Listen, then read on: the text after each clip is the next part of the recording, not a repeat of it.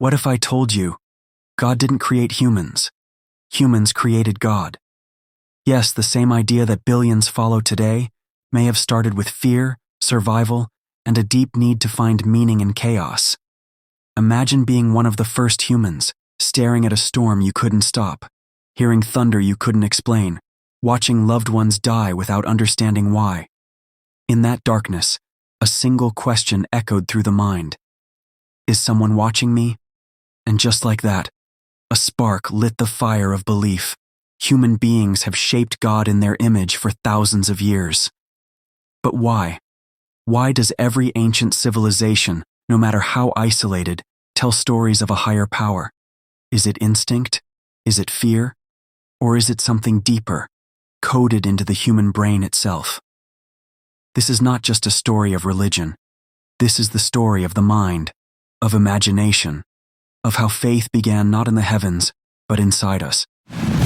Chapter 1. The First Spark. Let's travel back in time, not just a few hundred years, not even a few thousand, but tens of thousands of years, back to a time before civilization, before cities, before scriptures, before names for gods even existed. Back then, humans weren't masters of the earth. They were fragile, curious, terrified wanderers in a world that constantly tried to kill them. They didn't have maps, or medicine, or meaning, just instincts and questions. The wind howled through forests at night, and the stars shone coldly above them. They saw fire fall from the sky, floods swallow the land, and death come without warning. And they asked, why? But there were no answers, not yet. So they began to invent them. Imagine this. A group of early humans huddled together in a cave. The fire crackles. The night outside is alive with sounds, rustling leaves, distant howls, cracks of thunder. Someone they loved just died that morning. Their body lies cold and still, and the tribe watches, not knowing what death really is. Did they go somewhere? Are they watching us? Will we see them again? In the silence of confusion, someone whispers, maybe they've gone to another world. That moment, quiet and unseen, may have been the first spark of belief. Psychologists call this need to find meaning in mystery, pattern recognition. It's what helped early humans survive. If the bushes rustle, maybe it's a predator. If the clouds darken, maybe rain is coming. If the sky roars with thunder, maybe someone, or something, is angry. The brain is constantly connecting cause to effect, even when no connection exists. It's called agency detection, a cognitive tool that assumes there's an intentional force behind every event. It helped us stay alert, but it also led us to see spirits in trees, souls in rivers, and divinity in storms.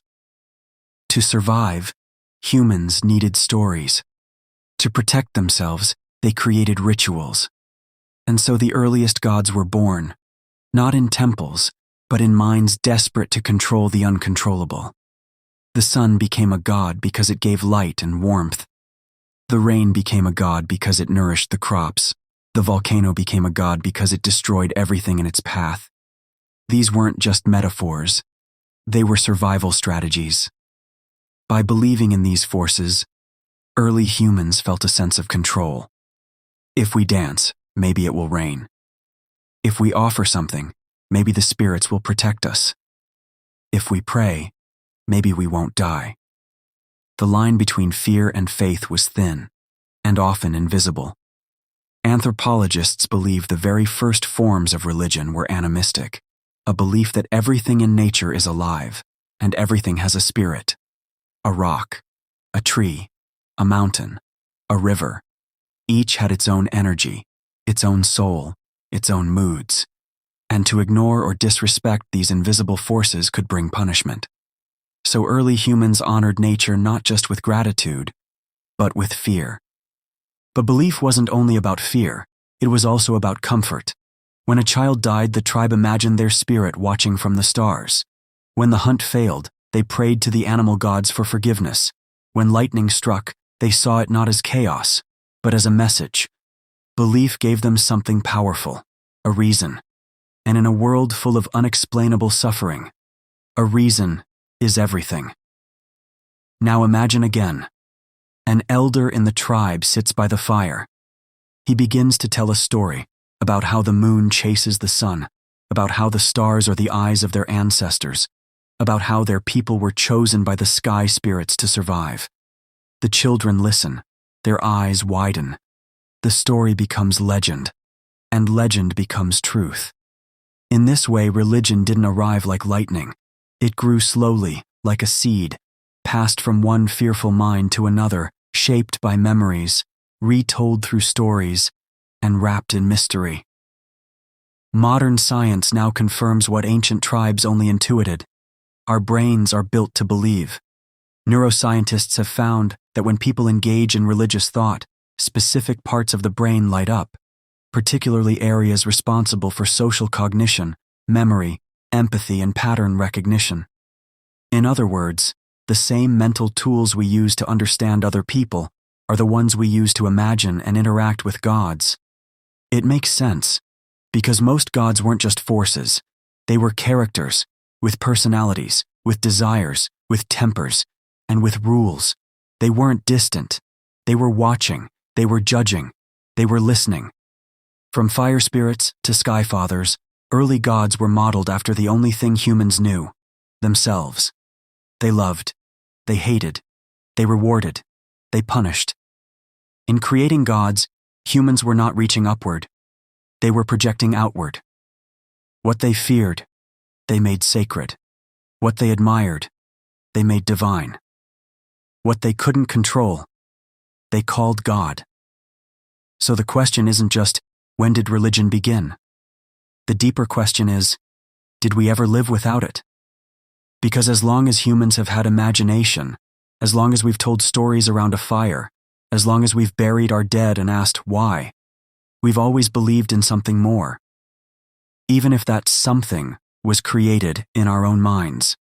This is the origin point, not of a religion, but of belief itself, not of God, but of the idea of God. And from this single spark came temples, scriptures, wars, peace, guilt, hope, identity, and salvation. All because one day, long ago, a fragile human being looked into the unknown and whispered, "There must be something out there." Chapter 2. Gods of Fire and Fear. Fear. It's one of the oldest emotions humans have ever felt. It is raw, it is instinctive, and it's powerful enough to shape civilizations. In the beginning, fear wasn't philosophical. It was physical. It wasn't about heaven or hell. It was about hunger, pain, death, and disease. Early humans lived in a state of constant danger. A wrong step could mean falling into a ravine. A strange smell could mean poison. A sudden rustle in the grass could mean a predator watching, waiting. To survive, we had to fear everything and assume there was something behind everything. This is where the earliest ideas of gods began to form, not as creators or redeemers, but as forces to be appeased. Not gods of love and forgiveness, but gods of fire and fear. Imagine this: a massive lightning storm rolls over a primitive forest. The sky booms, fire streaks down from the heavens and sets the trees ablaze. Animals scream, people run. The fire spreads like a living monster. To the ancient human watching this, there's only one conclusion: something is angry. And if something is angry, it must be alive. It must be powerful. And maybe, if we do the right thing, it might spare us next time. This is the birth of ritual. If we don't understand what's happening, we try to influence it anyway. We sacrifice, we chant, we dance, we beg. We do whatever it takes to avoid suffering. And slowly, we turn fear into worship. Anthropologists have found that the earliest forms of organized religion often revolved around destructive natural events. Why?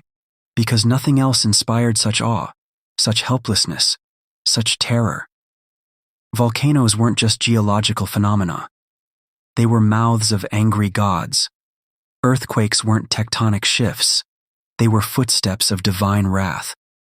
Even the sun, the most consistent and dependable light source, was feared as much as it was adored. What if it didn't rise tomorrow? To ensure it would, some ancient civilizations offered human sacrifices at sunrise. Just to be sure, this wasn't insanity. This was primitive logic. When you don't know how the world works, you create meaning through repetition and consequence. If we danced and the rains came, the gods must be pleased. If someone broke a rule and lightning struck, the gods must be angry. If a child is sick, perhaps we've been cursed. These conclusions weren't foolish. They were survival strategies in a world that made no sense. And in time, this fear-based thinking evolved into something far more complex. Enter the gods of judgment. At some point, humans stopped seeing gods as just forces of nature and began to see them as moral authorities. They didn't just control fire, wind, and harvests. They now cared about how you lived your life. Stealing, lying, murder, all became offenses, not just to society, but to the gods themselves. Why? Because the idea of a watching God made communities more stable. It introduced a sense of invisible surveillance, a kind of eternal justice that existed even when no one was looking. This is what psychologists today call the supernatural punishment hypothesis. It suggests that belief in a punishing God helped early human groups enforce cooperation, obedience, and trust. In a way, gods became the first police force. But not all gods punished. Some protected. And so, as fear-based gods ruled the skies, new deities began to emerge: guardians, healers, fertility gods, and mother goddesses. Still, even these gods demanded rituals, offerings, and respect. Because the underlying psychology hadn't changed, people still feared being abandoned, still feared drought, famine, miscarriage, and war. And when things went wrong, the conclusion was always the same. We must have done something to anger the gods. Across ancient Mesopotamia, Egypt, Greece, India, and Mesoamerica, civilizations developed sophisticated religious systems based on this fear-reward dynamic. In Babylon, people believed gods could punish them with disease or insanity. In ancient India, wrongdoings led to bad karma and painful reincarnations. In Egypt, your heart was weighed after death, and if it wasn't pure, your soul was devoured. These beliefs weren't abstract. They were enforced through rituals, temples, and priests who acted as mediators between humans and the divine. But something remarkable began to happen as these systems matured. Fear began to merge with awe. Fire was still dangerous, but also sacred. Storms were terrifying, but also divine. Death was still painful, but now perhaps it wasn't the end. And this is where faith begins to evolve, not just as a reaction to fear, but as a way to give fear meaning. Think of it this way. A child afraid of the dark doesn't want to know there's nothing there. They want to believe someone is watching over them. Adults are the same. We don't just fear chaos. We fear that suffering is meaningless. And so, we create gods not just to explain destruction, but to promise that it's all part of a plan. This shift, from gods of terror to gods of truth, marked a psychological breakthrough in the evolution of religion. Now, let's look at the rituals that emerged from these beliefs. In Mesoamerican civilizations, thousands of people gathered to witness sacrifices on top of temples, not because they were barbaric, but because they believed blood fed the gods and ensured the cycle of life.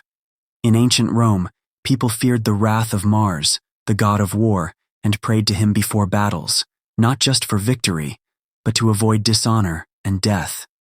In West African traditions, storms were believed to be messages from the sky god Shango, whose power could both destroy and protect, depending on whether one showed proper reverence. These gods weren't myths to the people who worshipped them. They were real because they shaped reality. They explained what science couldn't. They gave purpose to what was painful. And they offered hope, even if that hope was tinged with fear. And here's the psychological core of it all. Fear isn't just something to be escaped. Sometimes we embrace it because it gives structure to the unknown. A terrifying god is still better than no god. An angry sky is still better than a meaningless void. A punishing deity is still better than silence. So, were the gods real? That's not the question our ancestors asked. The better question was, what must I do to survive another day? And if the answer was a prayer, a sacrifice, a ritual, or a song, then the God was real enough, because belief gave people the courage to go on. In the end, fear didn't just create religion. It created order. It created community. It created the foundations of culture. And slowly, over time, those gods of fire and fear evolved. They became gods of love, wisdom, and forgiveness. But their roots? They still lie buried deep beneath our collective memory, in a time when a flame in the forest could mean either death or the beginning of faith. Chapter 3. The Birth of Morality. Fear may have given birth to the gods, but it was morality that gave them power. Once we feared storms, fire, and disease, but soon we feared something far more personal, our own actions. At some point in history, God stopped living in the sky and started living in our conscience. This is the moment when religion shifted from nature worship to behavior control, and it would change everything. To understand how morality became divine, we must first understand the biggest change in human history, the move from tribes to civilizations. Tens of thousands of years ago, humans lived in small groups, families, bands of nomads, maybe a few dozen people at most. In these groups, trust was personal. If someone lied, stole, or cheated, they were known. They could be punished or exiled. But as agriculture took root, populations exploded, cities rose, and suddenly thousands of strangers were living side by side. How do you keep order among people who don't know each other, who don't trust each other, but must live together? You need a system. You need rules. You need something that watches when no one else can. And so, the gods became moral guardians. Before this, gods were wild, emotional, and unpredictable, much like nature itself. But now, they began to change. They began to judge, not just your sacrifices, but your honesty, your kindness, your loyalty, your sins. Anthropologists call this shift the rise of moralizing high gods, deities who don't just control nature, but reward good behavior and punish the wicked. These gods became the invisible police of society, not because they were feared, but because they were always watching. You couldn't lie, even in secret. You couldn't steal, even in darkness, because someone, somewhere, was keeping score. This idea, that morality is divine, is one of the most revolutionary thoughts in human history, because it does two things at once. It makes you feel personally responsible. It makes you feel like your behavior matters to the universe. Even today in modern psychology, this belief system taps into something known as the internalized observer. It's the voice in your head that tells you right from wrong, not because someone's watching, but because it feels like someone is. This isn't imagination. It's biology. Our brains evolved to function in groups. Cooperation meant survival. But cooperation requires trust, and trust depends on rules. So early human societies used gods as a form of moral reinforcement. Steal from your neighbor? The gods will curse your crops. Lie in the village court? The gods will blind your children. Commit adultery? The gods will send disease. Even if the human judge misses it, divine justice will find you. Let's look at some examples. In ancient Egypt, the dead were judged by the god Anubis. Your heart was weighed against the feather of truth. If your heart was heavy with sin, it would be devoured by a monster. You wouldn't go to hell, you would simply cease to exist. In Zoroastrianism, one of the earliest monotheistic religions, you walk a bridge after death. If you lived a good life, the bridge widens. If you lived with evil, the bridge narrows, and you fall into darkness. In Hinduism, karma became a cosmic law. Every action, every thought, carried consequences across lifetimes. In Abrahamic religions, the 10 Commandments became divine law. Do not kill. Do not steal. Honor your parents. Worship only one God. These weren't just moral values. They were eternal truths, backed by divine authority. And disobedience wasn't just disloyalty to your tribe. It was betrayal of the Creator himself. But here's the psychological brilliance of it all. By connecting morality to divinity, humans found a way to create order, even in chaos. A God who watches, judges, and rewards is the perfect moral compass for a world full of unpredictability. Even when no one's looking, you still behave. Because deep down, you feel watched.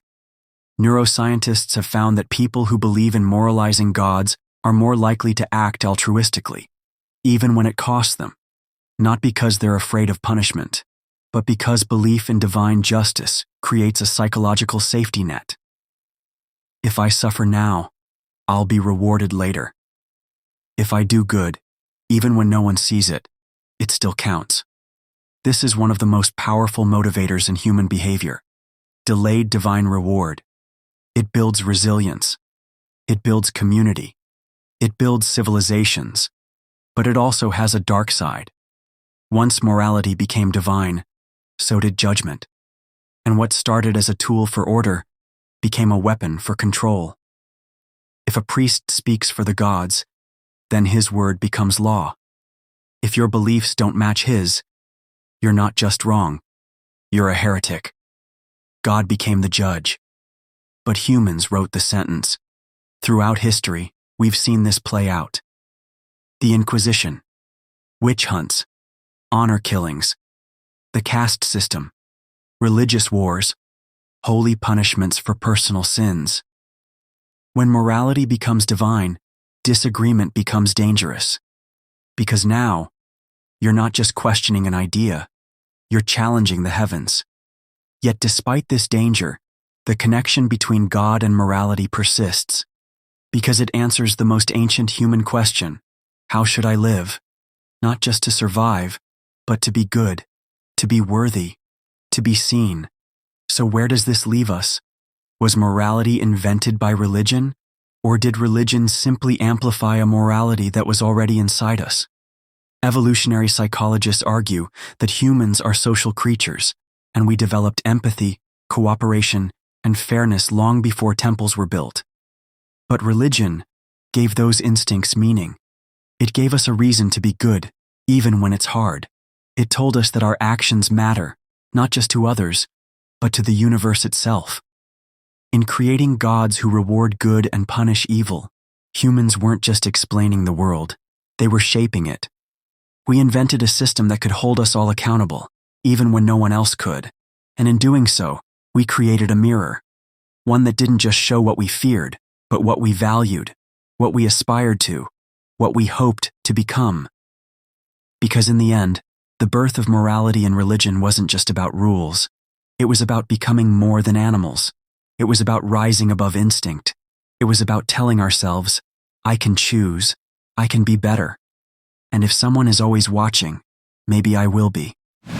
Chapter 4. One God to rule them all. For most of early human history, there wasn't one God. There were many. The sun had a god. The river had a god. Love had a goddess. War had another. The ancient world was a divine mosaic, each god with its own temple, rituals, mood, and myth. But somewhere along the way, that diversity began to collapse into singularity. Many gods became one. And that one God, all-powerful, all-knowing, ever-present, would go on to shape laws, empires, revolutions, and even the way we think about truth itself. But how did it happen? How did the human mind, once surrounded by a pantheon, begin to worship a single, unseen, all-controlling deity? This is the story of how monotheism emerged, and why it conquered the minds of millions. To understand the rise of the one God, we must first understand something simple, but powerful. Simplicity spreads. Polytheism was rich and complex, but it was also messy. Each god had different rules, different festivals, different priests, and often, competing powers. Who do you pray to for rain if two gods control the weather? Who is more powerful, the god of war or the god of justice? In a rapidly growing society, this became more than a religious issue. It became a political one. Rulers needed unity. Kingdoms needed order. Empires needed one flag, one law, one god. The shift began slowly. In ancient Egypt, Pharaoh Akhenaten tried to replace the entire Egyptian pantheon with a single god, Aten, the sun disk. He destroyed idols, closed temples, and declared Aten the one true divine force. It was one of history's first known attempts at enforced monotheism. But after Akhenaten's death, Egypt swiftly returned to its old gods. The people weren't ready. They still needed their divine variety, but the idea had been planted. Then, in a corner of the Middle East, a group of tribes began to tell a story about one invisible God who could not be seen, could not be shaped, and could not be rivaled. This God didn't live in mountains or rivers. He wasn't made of stone or wood. He simply was. No face, no image, only power. This was the God of Abraham. And from this root, three of the world's largest religions would grow: Judaism, Christianity, Islam. Three different trees, one seed. So why did monotheism succeed? What made it so psychologically powerful? It begins with a deep truth about the human mind. We crave certainty. When we're overwhelmed with options, we feel confused, divided, stretched. But one God, one truth, one path, one authority. It makes the world easier to understand. It eliminates doubt. If something good happens, God did it. If something bad happens, God allowed it. If a rule exists, it must come from God. There's no need to debate, no need to compare. The authority is absolute. In psychology, this is known as cognitive closure, the brain's desire to resolve ambiguity and reach clear answers. Monotheism offered the ultimate cognitive closure, a universe ruled by a single mind, with a single plan. It turned chaos into order, mystery into morality, multiplicity into meaning. But it wasn't just psychologically elegant. It was socially revolutionary. With one God, you could unite people under one law, even if they were strangers. You didn't have to be from the same tribe, speak the same language, or worship the same idols. You just had to follow the same God. And suddenly, you belonged. This is how religion became identity. In polytheism, you could borrow gods, merge stories, or adopt new rituals. But in monotheism, God was exclusive. He was your God, your tribe's protector, your nation's moral compass, your divine judge. And over time, that God's will became law. Religious law became state law. Religious leaders became political leaders.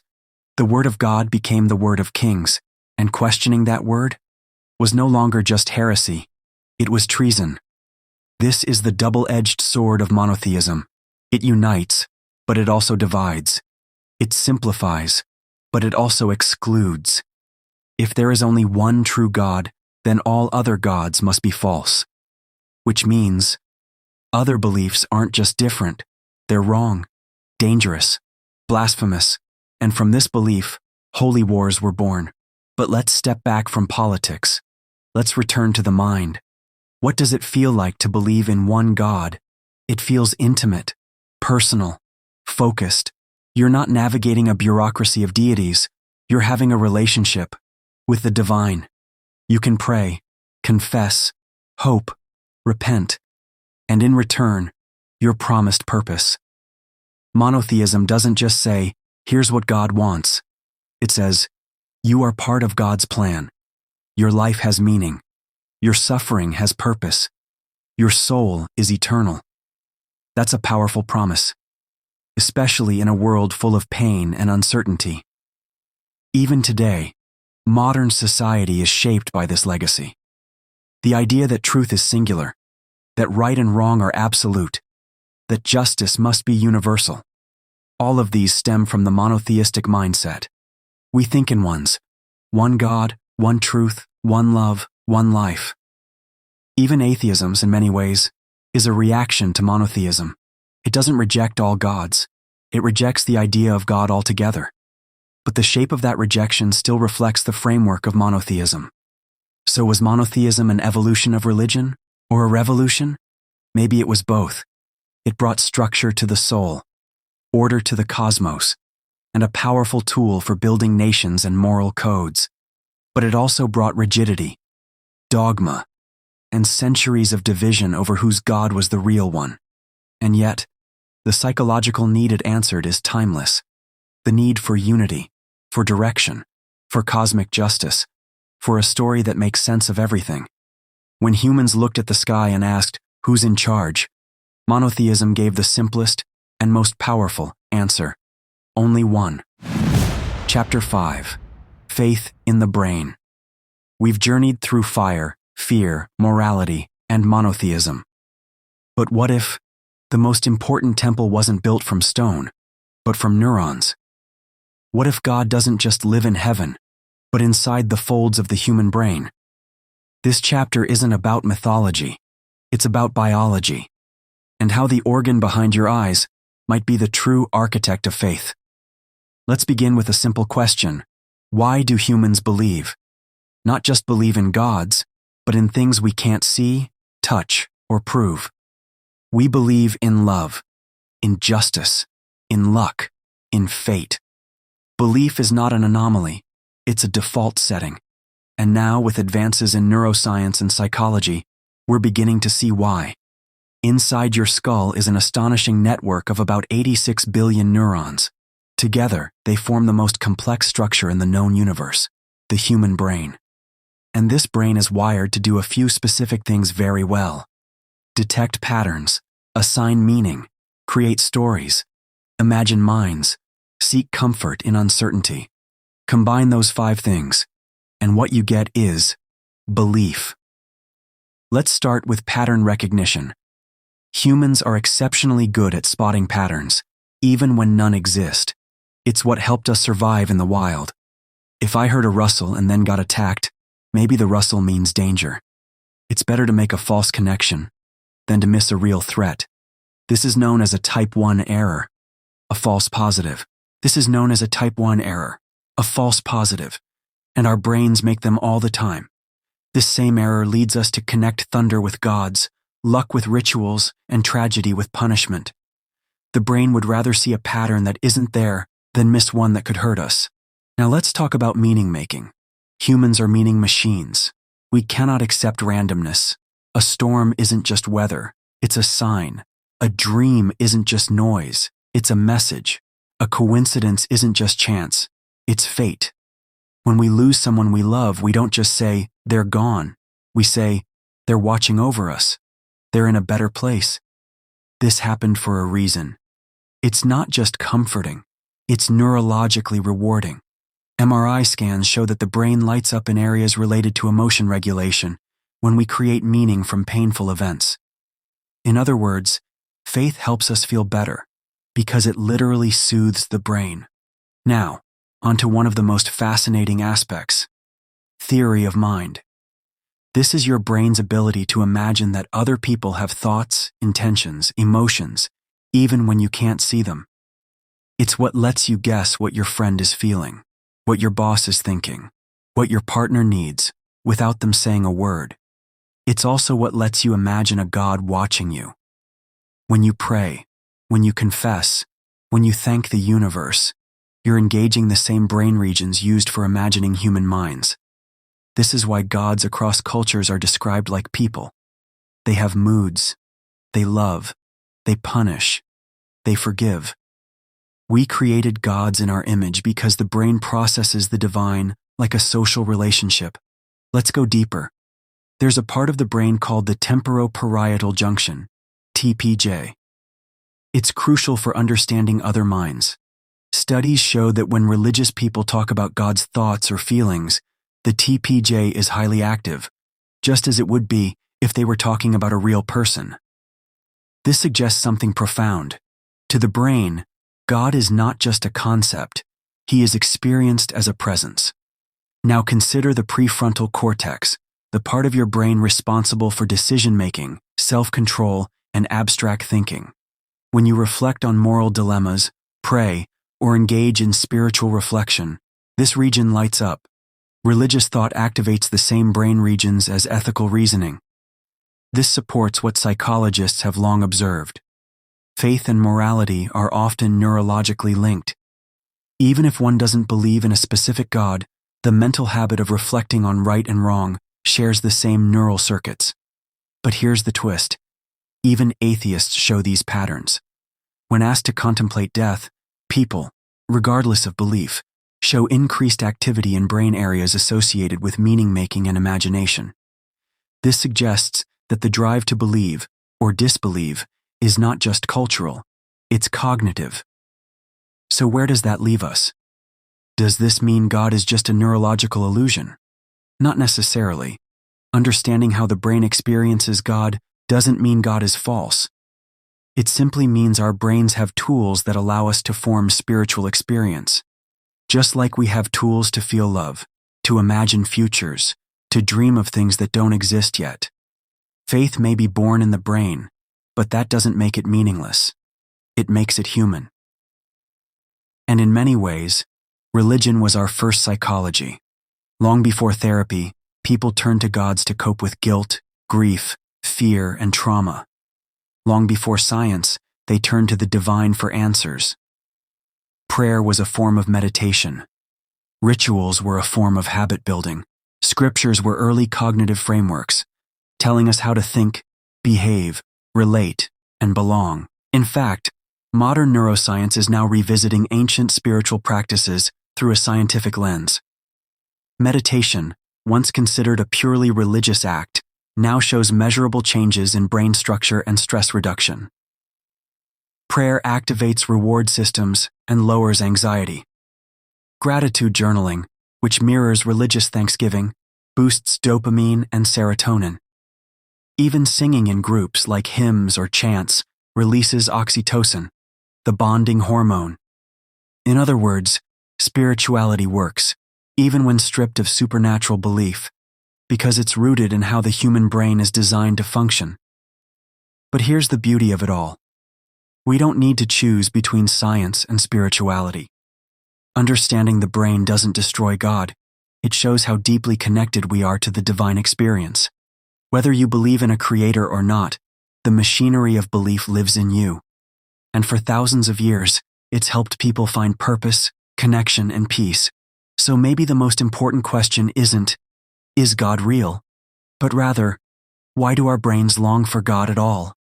The answer may not be in the clouds, but in the quiet, electric universe within your skull, a place where awe, morality, imagination, and love all converge into something sacred, something divine. Chapter 6: Faith versus Reason, the Age of Doubt. For thousands of years, God was the final answer to every question. Why are we here? Because God created us. What happens after death? God decides. Why does lightning strike? Why do plagues come? Why do kings rule? God, God, God. But something began to change. Humans started asking new kinds of questions. Questions that demanded proof, not parables, logic, not legend. And so began one of the most dramatic turning points in human history, when the light of faith was challenged by the fire of reason. The story begins in ancient Greece. Philosophers like Socrates, Plato, and Aristotle began to question the traditional gods.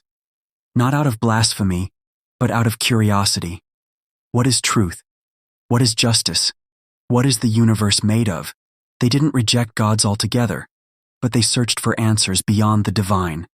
This was the birth of rational inquiry, of philosophy, of science, in its earliest form. But it wouldn't take root just yet, because faith was still the default lens through which humans saw the world. Fast forward to the Middle Ages. In Europe, the church was more than a religious institution. It was the gatekeeper of knowledge. It controlled what was taught, what was printed, what could be said, and what could get you killed. But even then, cracks were forming beneath the surface. In the Islamic world, scholars like Ibn Sina, Avicenna, and Alhazen were exploring medicine, optics, astronomy, all while reconciling faith and reason. In India, Buddhist and Hindu thinkers developed sophisticated logical systems to debate the nature of self and consciousness. In China, Confucianism emphasized ethical reasoning over divine command.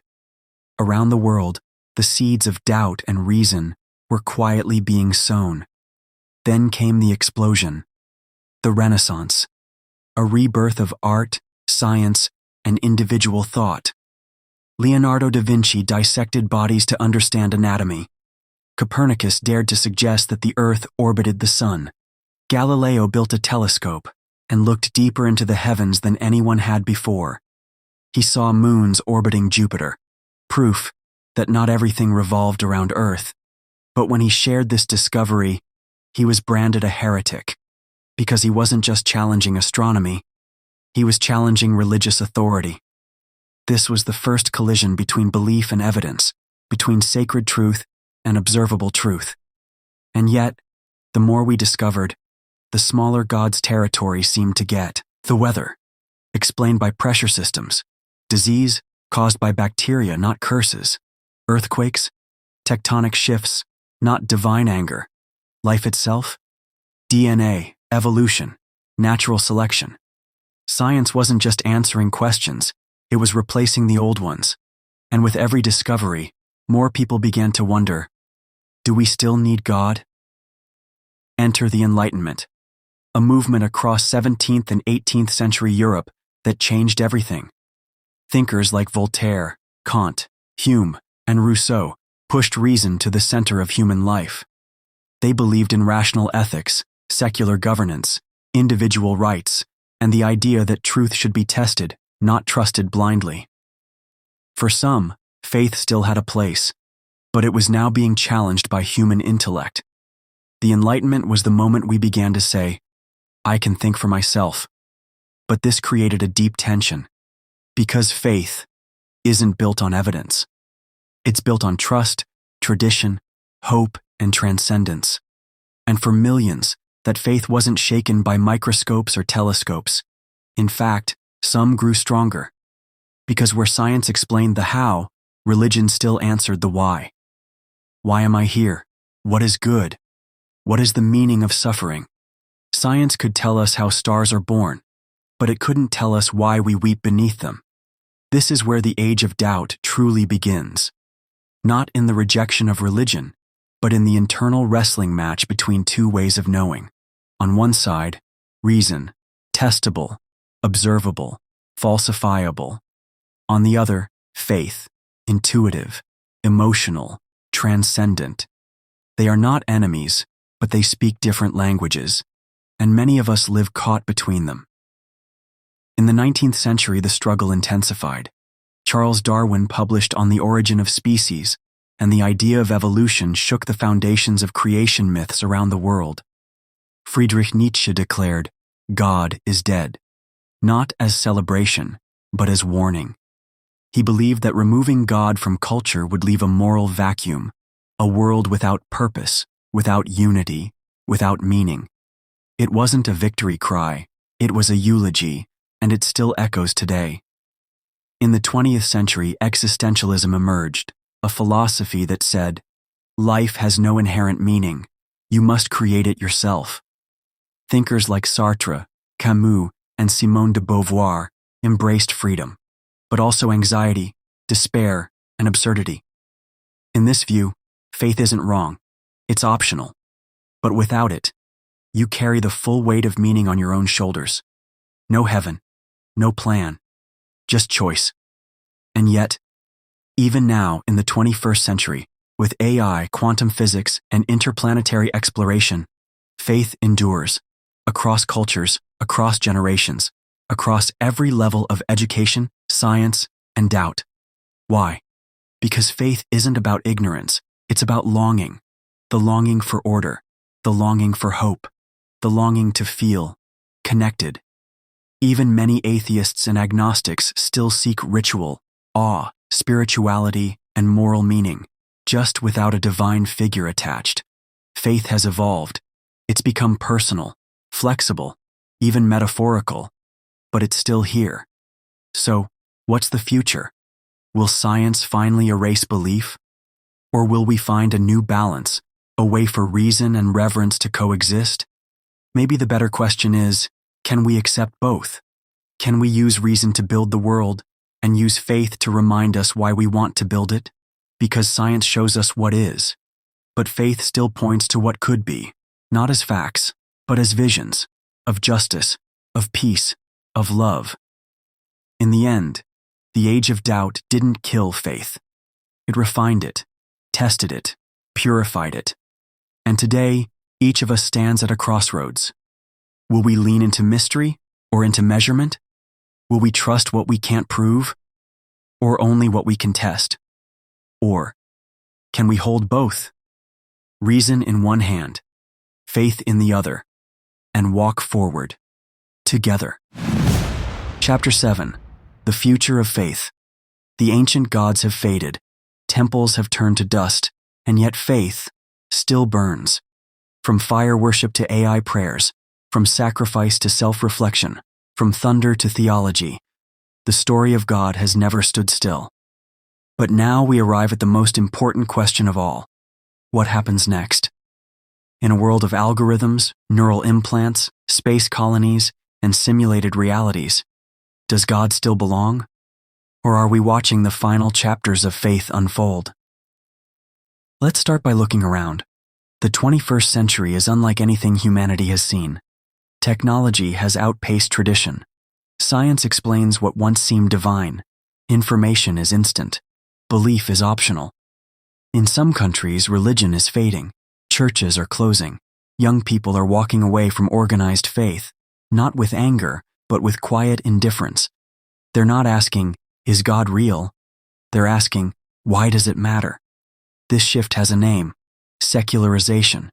In Europe, Japan, Canada, and parts of the US, millions now identify as nones, people with no religious affiliation. They don't burn churches. They don't fight theology. They simply move on. Why?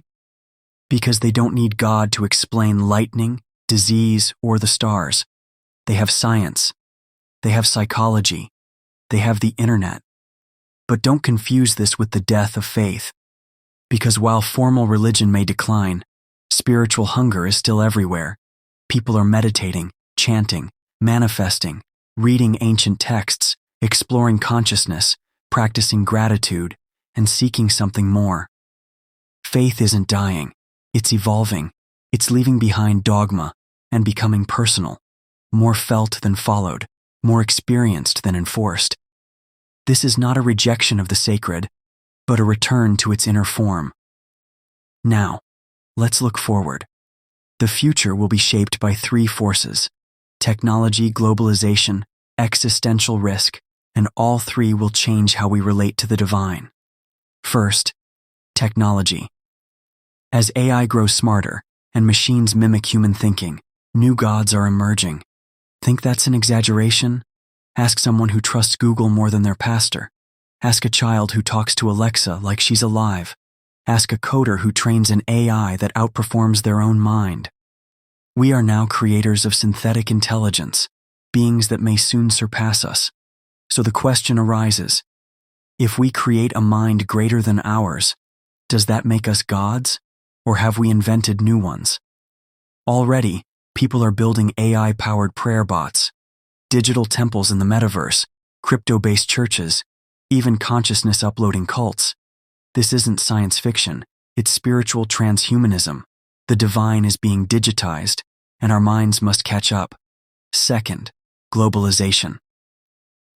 For most of history, religions were local, bound by culture, tribe, language. Now you can attend a Buddhist meditation in Berlin, a Quran study group in New York, a Wiccan circle on Zoom, and a digital sermon from Nigeria, all in one weekend. We are no longer isolated in our faiths. We are swimming in a sea of spiritual choices. This leads to two outcomes: syncretism, the blending of beliefs; backlash, the hardening of tradition.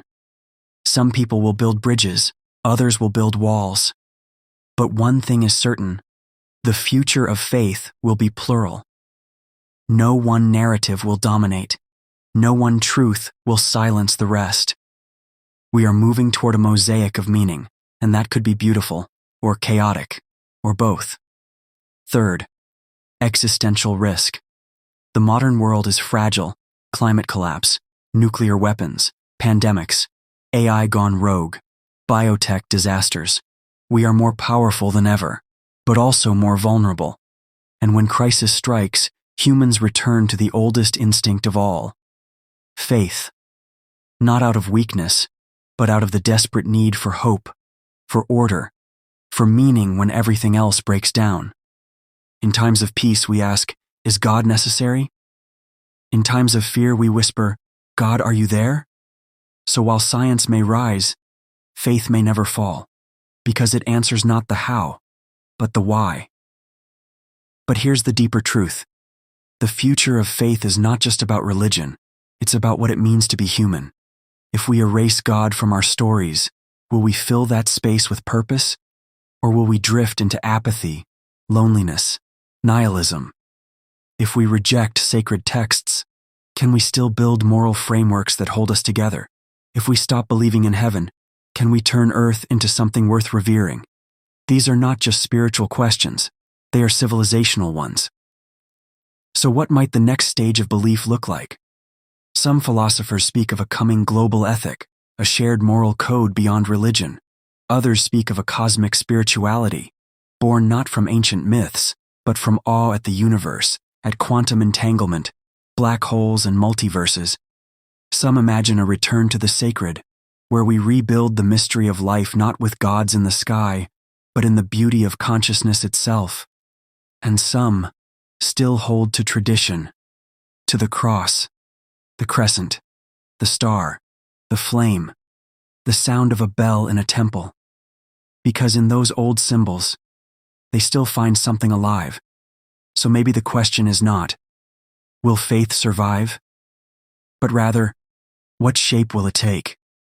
Will it be digital or tribal, ecstatic or ethical, virtual or embodied? Will it divide us or finally unite us? Will it trap us in the past or help us imagine futures we haven't yet dared to believe? In the end, the future of faith may not belong to gods at all.